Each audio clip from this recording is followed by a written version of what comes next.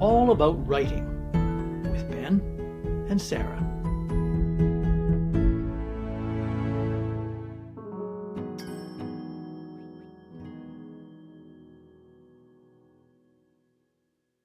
Welcome to All About Writing, the podcast that covers everything about the world of writing from the inside out. This is episode 74, part 14 on our series on writing craft. I'm Ben, here with my co-host Sara, who is an award-winning, best-selling author, screenwriter, editor, and TED Talk presenter. And I'm Sara, here with my co-host Ben, who is an award-winning, best-selling author and ghostwriter, editor, and publisher. And today we are going to talk about character voice, which is not your voice. We have that in parentheses to make that very clear. Character voice is not your voice, and there is a difference. Your voice is what you sound like on the page. We always talk about author voice. That is not what we are talking about today. We are talking about what your characters sound like, both on the page in dialogue, as well as their inner narrative and how they sound when you're in their heads. And so I want to make sure that that is very clear that these are two very different things, even though it feels like they should be the same in some ways. Yeah, and I think it's important to recognize the different points of view and how they tie in here. Because if you're writing in first person, then obviously these are very connected, right? Because you're always in the character's head. But if you're writing third person omniscient, for example, where you jump from one character to another in the same scene, there is a difference. Is this just narrative, so therefore the author voice, or is it a thought that the character is having, which might be worded differently? So depending on how your point of view is, this can be approached differently with character voice versus your voice. Right. And I think too, I feel like we need to like break down some of these things because these are big topics. And I want to make, so I write in first person, even present tense, but tense doesn't even matter. I write in first person primarily, almost exclusively. And for me, that means that even when people are just thinking in their heads, even though you're in their head with them, they sound very different from one another. So I have one character who is not as educated as the proper Boston widow in my Flash Junction series, right? So she had Kate she's gone through basic one-room schooling barely in a small town in the territories, and she can read, she can do numbers, she can write, but like her grammar isn't great. She has turns of phrases she uses both when she speaks as well as when she's thinking that this Boston widow would not ever have. And they even use different words. Kate doesn't say perhaps, even in her own head, but Jane says perhaps a lot. And it's those little things, and then you're consistent with them so that when people are reading, whether it's their first person in their head or even in third person, that it's very distinctive who's talking and who's thinking because you've given them their own voice. And this is very true to real life, right? You know people who will use the word ain't a lot and other people who never use it. And I think that is how, if that's just like a very simple example, but to me, it's a very clear example of how you can create character voice very easily. And that's kind of what I always go to. And that's where I start from when I'm starting a new book is, okay, what does this character sound like? And what do they say things to themselves a lot? Do they have a mantra they use? Do they have a turn of phrase they use when they're talking to people? How does their language change as their life changes, depending on how big their arc is, from childhood to death or whatever, those all play into it. And that's another thing that I think people don't map out ahead of time is, what does my character's voice sound like in their head and on the page when they're talking to one another? But it can really, really make your book rich. If you can. And Sarah, you write in first person, I write in third person, but I write in third person limited. So it's the same thing, is Yeah. that each scene is written from a certain character's point of view, and the narrative is going to reflect that because the information that I, as the author, am giving the reader is through the filter of that character. And yeah, language, do they, like, for example, in the Space Pirates, I've got some characters, like Liam is a nobleman, so he uses complex phrases, big words, whereas Amelia is a commoner and she doesn't. Perhaps is a great thing. Liam would say perhaps. Amelia would say maybe or meh, you know. And it's really important as the author to get it. Okay, I'm in this character's head now. And so the whole style of writing can change. It doesn't have to become really obvious. Like you don't have to start writing in dialect. You don't have to do that. But you have to just understand that this character wouldn't think that way, wouldn't use that turn of phrase. It is really important. And something else too I want to talk about is the characters are not us, the authors. So, like, my character might think something that I don't personally agree with, but that's what my character thinks. And so I have to present it as if it's sincerely from them. I had one in the military sci-fi, young character, young pilot. He's 23 years old, first mission. He's just getting out there, young guy, cocky as anything. And some of his attitudes are not the greatest. He objectifies women because he's a 23-year-old guy and he's a pilot and he thinks he's the best thing ever. And I had a beta reader read this and got quite angry with me for using some terms and some attitudes. And I actually had to say to her, look, it's not me. I don't feel that way. This is the character. He's a 23-year-old pilot. Of course he's like that. How else do you think he's going to be? So he's going to grow, though, and he does. And over the course of the series, he does grow and change and everything. But I wanted to present him here, and so I had to write it that way. And so if you, as an author, are writing about a character who you're a little uncomfortable with, just remember it's not you. It's the character who's saying this. And you can defend yourself by saying, no, I am creating drama here by showing you, a scuzzy character or an untrustworthy character or a thoroughly despicable character because I want you to hate them because that's what I'm trying to do as the author. So don't be afraid of that. Right. And the same thing with this is how you can create unreliable narrators too, right? Yes. So this is how you can create somebody who has clearly a very skewed idea of self-talk to rationalize their behavior or their choices, right? And maybe will or will not ever have to come to terms with it or face the consequences of it. And that's what creates a good book. But that's where these books imitate life. And there are people in this world who are,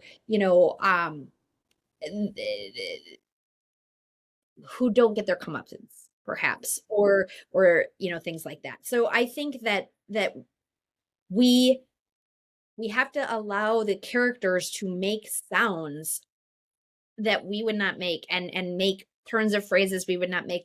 But also, the hard part then is, even if you're writing like different characters, is to keep the tone of the book with your voice overarching the entire thing. And I think the trick of that balance of not writing a book that doesn't sound anything like you, the writer, in terms of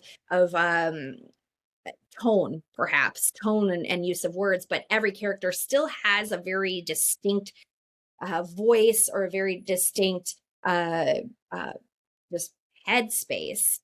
Yeah. It's and I feel like we're getting a little in the weeds more than some of our other talks, because this is getting almost technical, and the only way to really know if you're doing it well is to work with an editor who is perhaps a developmental editor, or other writers who have already kind of had to do this and got away with it and did it well enough that they know what they're doing. So I think that if it's something that you want to tackle, try it on for size first. Don't write the whole book thinking that you're doing it right, only to find out from your editor everybody sounds the same. ah, you failed. Like you're now you every you might have an old lady and you might have a little boy, and they both are using language that doesn't match them. And so that I just had that with Michelle, who we've had on here too, where she's just like, I feel like, okay, this is an 11-year-old child, like, is she homeschooled? Is she not? Like the language sometimes sounds a little too old for her age. And I'm like, well, but I have an 11-year-old who reads The Economist. I mean, he uses big words, even if he mispronounces them half the time. But like, so like it's a common, it's a, so check. Yeah. Well, as you're going, especially if you've never done it before. Yeah. Yeah, and as an author, you want to know your characters well. You want to love your characters, even if you hate your characters, you have to know them. And I think that the more you do know them, the easier this gets because you just get into their head and you know how they're seeing the world and you know what their priorities are and you know what their blind spots are. And you know what they sound like. Mm-hmm. I mean, there are times when I'm writing the chapter for Kate, say, and she has an almost slight Southern twang to her voice, even though she wouldn't have been in the Dakota territories in the 1800s. But there, for some reason, I'm able to, like, I have to put like a different voice in my head, even when I'm writing her inner narrative, let alone her dialogue, and to just make sure that what's coming on the page sounds like her. And so if you can get into a headspace where you can almost give them a flavor of a voice, so every time you're writing them, it might make the job easier. Mm-hmm. I don't know if you ever did that, but like I've done that with characters. I'm like, they have a certain twang, and I can use that to keep the flow, and so they sound like themselves on Yeah, the page. definitely. I mean, with the Space Pirates, I have noble characters and I have common characters, and so that is an easy way for me to separate it. And I will often, if I'm writing dialogue in particular, I will often say it to myself, like I say it out loud, just to make sure that it does flow. And yes, a human would actually say these words in this way. And if I can sort of, I won't necessarily put on an accent, but I'll just sort of have that accent in my head as I say it. Is this the proper sentence structure for a person of education versus someone who's spent most of the time in the tavern or the field. So yes, absolutely, I do it. With with my military sci-fi, there's a certain similarity because they're all in the military. They're all have the same fundamental training and they're all the same fundamental worldview. So there is a similarity, but even there, youth, experience.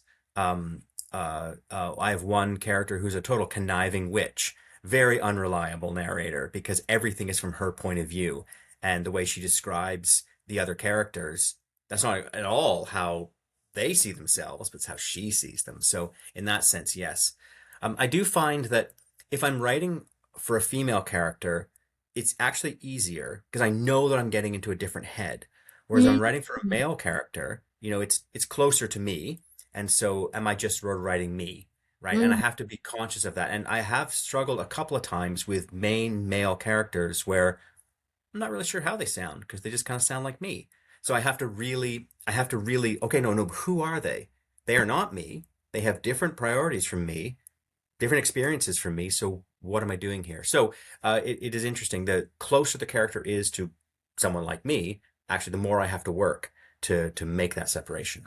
I guess I could see that, though. I've not written male characters from their point of view that often, but when I have actually found it very difficult. Hmm. I'm afraid I'm not seeing the world through a male lens well enough to write it convincingly, and so I get actually caught up.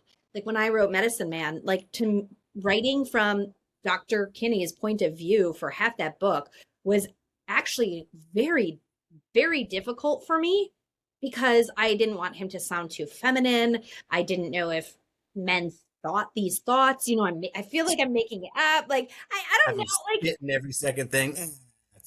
Yeah. like, do they think about sex a lot more than I have him thinking about sex? Like, I don't know. I feel like it was way harder. Weirdly, I almost like Hmm. overthought that than I do with my female characters because, and this kind of goes back to what we said at the beginning of this episode, it's the mapping out of who they are very early on so that you don't create a Mary Sue character or somebody who sounds or believes everything you do. I mean, and sometimes I kind of feel like if you skew, so like I do not think, I mean, I know I'm privileged and all this other stuff, but like I have no issues with anybody from different cultures or who look different than me, and I think I love all the diversity things. But like my Tinsmith character, like she's got prejudice. Mm. And so I was very, and she sucks at cooking, and she's a horrible homemaker, and she doesn't like her chickens. Like I sometimes will be like, okay, this is somebody who is doing something I know very well. I know coppersmithing and tinsmithing. So how can I make sure that this character is nothing, like has very little in common with me? Like I can still put life experiences in her life that I experienced, or same with Jane and Widow, like things that I know and I can speak to from a personal, visceral level. But then everything else, I try very hard to make them sound different. But it all gets built before I really start writing the book. And so I think that's one of the takeaways I want. Like character voice is something you build ideally in some structure somehow before you even start writing these characters. And it's even more important if you have multiple character point of views in the book, whether it's in first person or third person, than if you're just doing one person the whole time. Absolutely. Yeah, I agree. You definitely want to have an idea going in so that each scene or chapter from a certain point of view is going to have a feel to it.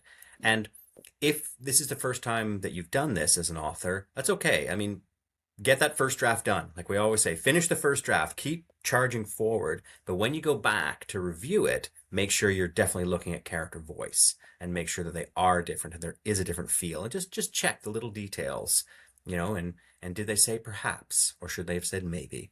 Uh, Yeah. yeah. No, Yeah. great topic. It Awesome is. stuff. Yeah, it's fun. Okay. Well, I think that's our show for today, everyone. Thanks for joining us today. Please subscribe so you don't miss any of our chats, and do feel free to leave a review. It really does help us a lot. If you want to catch up with Sarah, you can do so at sarahdahlman.com and on Instagram. And you can find Ben at bennettrcoles.com, as well as Facebook and Instagram. And yeah, again, thanks for joining us. Hopefully this was interesting for people, even though it's a little technical. Please reach out if there are any topics you'd like us to cover or expound upon. Otherwise, we'll see you again when we next chat all about writing. This has been All About Writing with Ben and Sara.